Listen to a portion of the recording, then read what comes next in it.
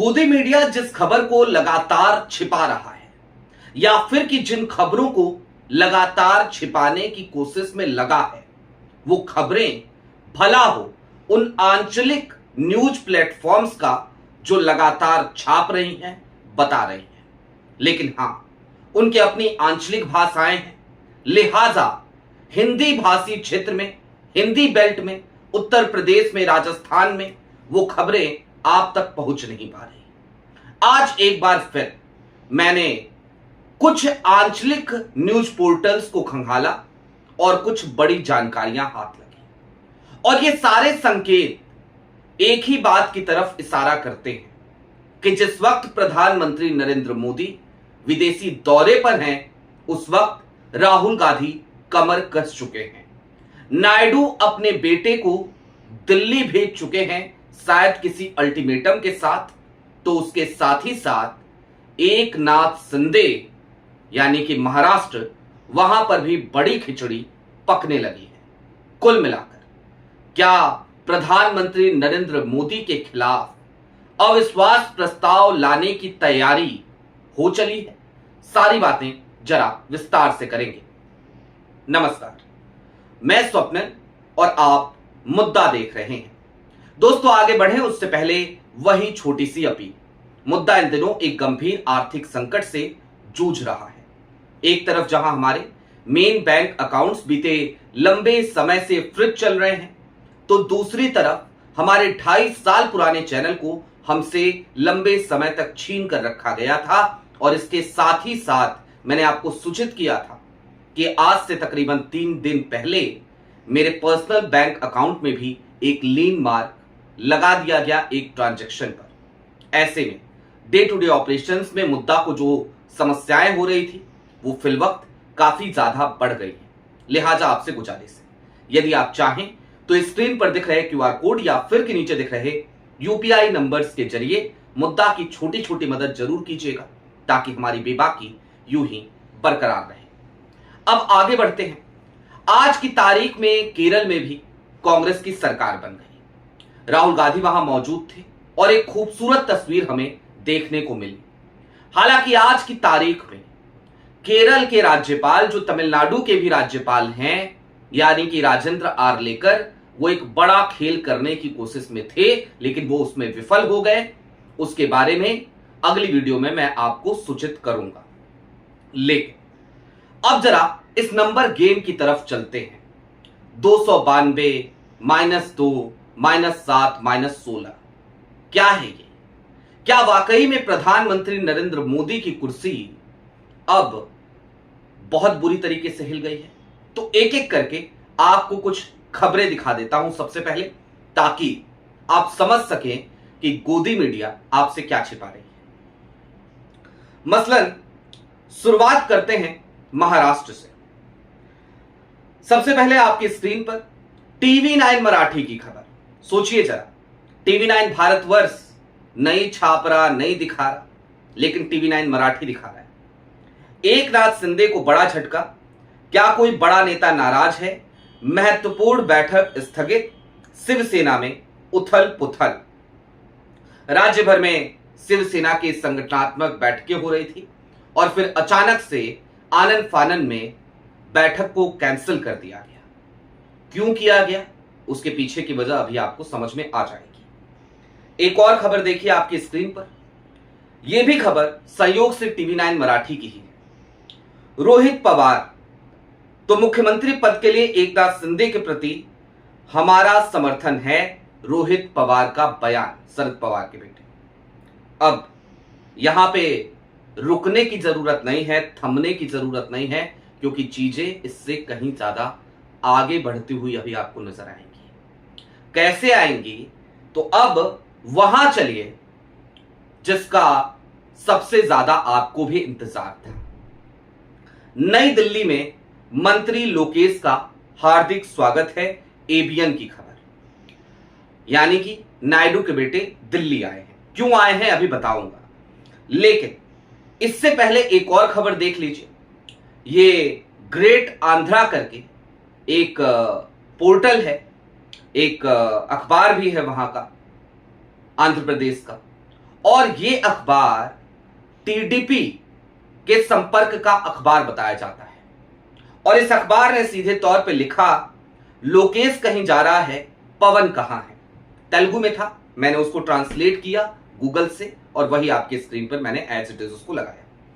लेकिन लब्बो लुआब क्या है, अब इन तमाम चीजों का एक एक करके समझिए।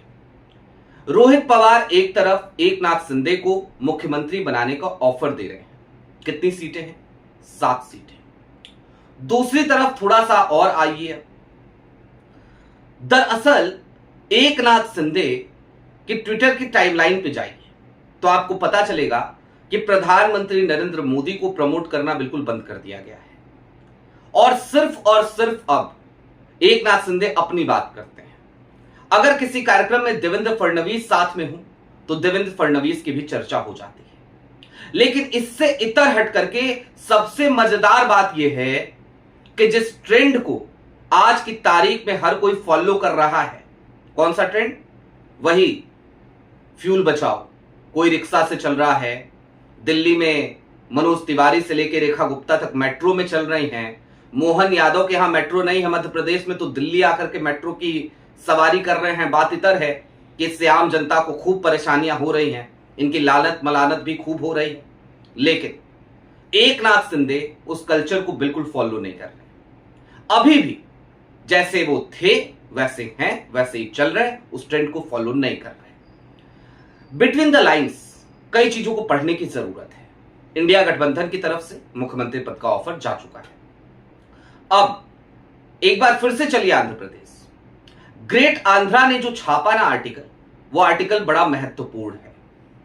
ग्रेट आंध्रा ने सीधे तौर पर पवन कल्याण को क्रिटिसाइज किया और नारा लोकेश जो चंद्रबाबू नायडू के बेटे हैं, जिनको नायडू अब पूरी तरीके से अपनी विरासत सौंपना चाहते हैं, ठीक वैसे ही जैसे एमके स्टालिन चाहते हैं कि उदयनिधि स्टालिन को मैं अपनी विरासत सौंप दूं, उसी तरीके से, क्योंकि वो नीतीश कुमार वाला हाल नहीं चाहते अपनी पार्टी का कि निशांत कुमार को शुरुआत से दूर रखा राजनीति से और आज निशांत बिहार के स्वास्थ्य मंत्री हैं। तो लोग सवाल कर रहे हैं कि स्वास्थ्य मंत्री का खुद का स्वास्थ्य ठीक है कि नहीं है, लोग उन्हें ट्रोल कर रहे हैं। नारा लोकेश बहुत एक्टिव है, पवन कल्याण से कहीं ज्यादा एक्टिव है, लेकिन भारतीय जनता पार्टी लगातार पवन कल्याण को ही प्रमोट कर रही है। दूसरी तरफ पवन कल्याण, मैंने आपको कल खबर बताई थी कि पवन कल्याण ने खुल करके खुलेआम मंच से टीडीपी को धमकाया था और कहा था कि भाई मैं कॉल ले लूंगा, I will take firm call, mutual होना चाहिए सरकार अगर गठबंधन की चल रही है तो। और भारतीय जनता पार्टी उसके बावजूद कुछ नहीं कह रही है। नरेंद्र मोदी जी आंध्र प्रदेश गए तो वो बकायदा एक वीडियो बकायदा उन्होंने शेयर किया पवन कल्याण के घर जाने का, जबकि वो नायडू साहब के घर पे भी इनवाइटेड थे, वहां पर भी गए थे, लेकिन वहां के सिर्फ चंद फोटोग्राफ्स आए, लेकिन वहां की प्रॉपर वीडियो चली और बकायदा मेल मुलाकात मोहब्बत खूब दिखी। तो ऐसे में टीडीपी खुद को इनसिक्योर महसूस करने लगी है। उसे समझ में आने लगा है कि आज की तारीख में 100% स्ट्राइक रेट वाली जो पार्टी आंध्र प्रदेश में बनकर के उभरी है जनसेना, अब भारतीय जनता पार्टी उसके कंधे पर बंदूक रखकर टीडीपी का शिकार करने की तैयारी में है। और ऐसे में चंद्रबाबू नायडू लगातार अपने बेटे को आगे बढ़ा रहे हैं। नारा लोकेश आज एक बार फिर दिल्ली आए हैं। मोदी जी दिल्ली में नहीं है, शायद एक बार फिर कुछ पैसे मांगे जाए, शायद एक बार फिर अमरावती के लिए कुछ कहा जाए। हालांकि इस बार जब नारा लोकेश आए हैं तो कहा गया है कि एक अमेरिकी न्यूक्लियर कॉन्फ्रेंस है, उसमें शामिल होने के लिए आए हैं।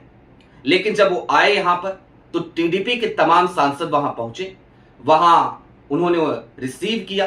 कल देर शाम आए नारा लोकेश, उनको रिसीव किया गया और उसके बाद वो आंध्रा भवन में जाकर के ठहरे। आंध्रा भवन में सूत्र जो मेरे बता रहे हैं, कुछ ऐसे लोग भी गए जो कई बार इंदिरा भवन में भी दिखाई देते हैं, और यही सबसे ज्यादा चौंकाने वाली बात मेरे लिए थी। देखिए, एनडीए में सब कुछ ठीक नहीं चल रहा है, यह बात बिल्कुल सत्य है, 100% सत्य है। और आज की तारीख में क्या मोदी सरकार उतनी ही लोकप्रिय है जितने पहले थी? जवाब है नहीं। और क्यों नहीं, तो इस बात को भी समझिए। आज की तारीख में नीट पेपर स्कैम से लेकर पेट्रोल डीजल की बढ़ती हुई कीमतें, देश की बिगड़ती हुई अर्थव्यवस्था, बेरोजगारी का ये आलम और इन सब के बीच सत्ता का अहंकार और सत्ता की जुमलेबाजी, इसने इस देश में मोदी सरकार का जो जन समर्थन था उसको हिला करके रख दिया है। ऐसे में एनडीए के गठबंधन के कई सहयोगी वो ये भली भांति तौर पर समझ रहे हैं कि अगर इसी माइंडसेट के साथ देश 2029 के राज्यसभा चुनाव में जाएगा, माफ कीजिएगा लोकसभा चुनाव में जाएगा, आम चुनाव में जाएगा, तो फिर ज्ञानेश कुमार हो या ज्ञानेश कुमार से कोई ज्यादा विराट व्यक्ति भी हो, तब भी जीत कर आना संभव नहीं है, क्योंकि फ्लोटिंग वोटर्स हमारे साथ नहीं आएंगे और जो हमारे मतदाता हैं वो भी हमसे कटने लगे हैं।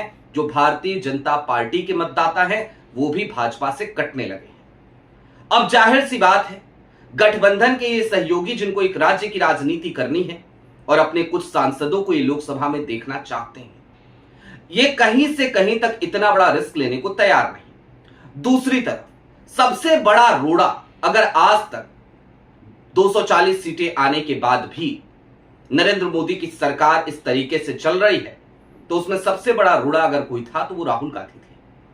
अब आप कहेंगे ये कैसी बातें कर रहा हूं मैं? दरअसल राहुल गांधी ही नहीं चाहते थे कि मैंडेट चूंकि हमारे पास नहीं है तो हम जोड़ तोड़ करके सरकार बनाएं, वरना 4 जून 2024 की तारीख को ही ये तस्वीर साफ हो जाती कि मोदी जी तीसरी बार प्रधानमंत्री पद की शपथ नहीं ले पाएंगे। कोई कहीं बैठा था, एक कॉल का इंतजार कर रहा था, राहुल गांधी ने वो कॉल करी नहीं। और उसके बाद मोदी जी ने भारतीय जनता पार्टी के संसदीय दल की बैठक बुलाने की बजाय एनडीए के संसदीय दल की बैठक बुलाई थी। ऐसा इतिहास में पहली बार हुआ था और मोदी जी को एनडीए संसदीय दल का नेता चुना गया और उसके बाद वो समर्थन का पत्र लेकर के राष्ट्रपति भवन पहुंचे थे और फिर जाकर के मोदी जी की शपथ हुई थी। लेकिन अब राहुल गांधी देश के बिगड़ते हुए हालातों को देखते हुए इस बात पर तैयार हो गए हैं कि भाई चाहे जो कुछ भी हो जाए, अगर अब ऐसी स्थिति सामने आ रही है कि इस सरकार को हटाया जा सकता है, तो फिर साम दाम दंड भेद किसी भी नीति के तहत इसे हटा ही दिया जाए तो बेहतर, क्योंकि इस देश के युवाओं के साथ, इस देश के जनजी के साथ, और उससे भी बड़ी बात, इस देश के लोकतंत्र के साथ और ज्यादा खिलवाड़ वो उचित नहीं। आपकी क्या राय है वो हमें कमेंट बॉक्स में जरूर बताइएगा। अभी के लिए दीजिए इजाजत। चलते चलते फिर वही अपील, चैनल पे नए हो तो सब्सक्राइब करते हुए जाइएगा। सक्षम हो तो मुद्दा की छोटी छोटी मदद जरूर कीजिएगा ताकि हमारी बेबाकी यूं ही बरकरार रहे। बहुत शुक्रिया।